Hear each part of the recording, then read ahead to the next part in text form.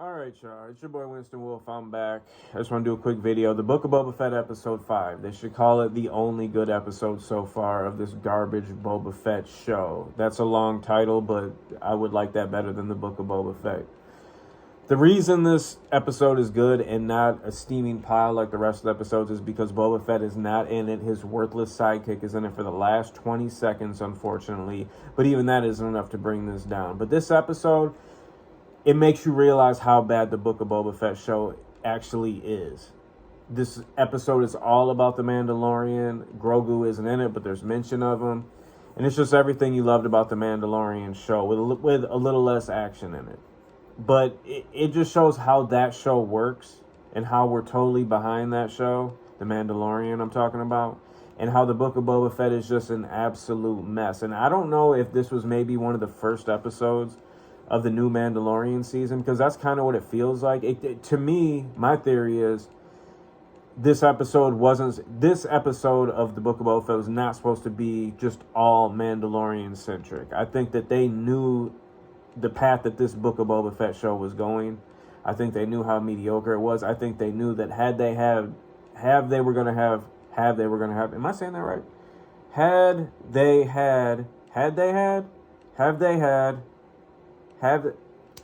Never mind. If they were going to have 5 episodes straight of this lame Book of Boba Fett show, storyline, whatever, they would have turned away in droves. Because, 4 episodes, that's too much. But 5, that's over a month of mediocrity. You can't have it. So having this in there, that seems like they needed to have that in there. It seems like one person saw where this train wreck was going, and that's right into a brick wall. And they were like, nah, we got to give them a break from this, because we cannot have 5 hours of this non-acting boob, him and his worthless 58-year-old sidekick, that can't deliver a believable line of dialogue to save her life. So thank God they added the Mandalorian in there. It's just sad that it's a part of this garbage show, because I would rather have this show just be a self-contained piece of crap so we could throw it in the toilet bowl and flush it.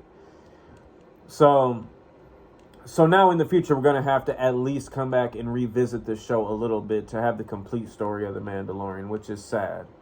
But it's good that they had it now in this show, because there's really nothing else to watch. There's Peacemaker, there's this. We need The Boys and Invincible and some other shows to come back desperately, because as far as I'm concerned, these are the only things I'm even remotely interested in. And the Book of Boba Fett has just turned into some kind of morbid curiosity at this point. But they did give me renewed interest by having the Mandalorian in it, just because I'm interested in his story. And like I said before, you got to have this chapter, obviously, to help complete the story, because there's mention of Grogu. He had some something Beskar related that he had made for Grogu. So I'm hoping it's some little armor or something. I think that would be cool.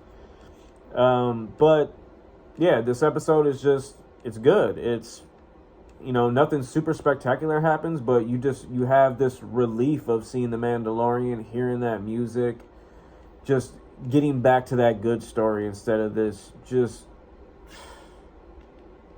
dog crap on the bottom of your shoe that's the Book of Boba Fett show. Let me see. 0 to 10 dog bones. I give it 8.5, because we didn't get Grogu. They did talk about him. We didn't get that much action. This was just a straight setup episode. It was to set things up.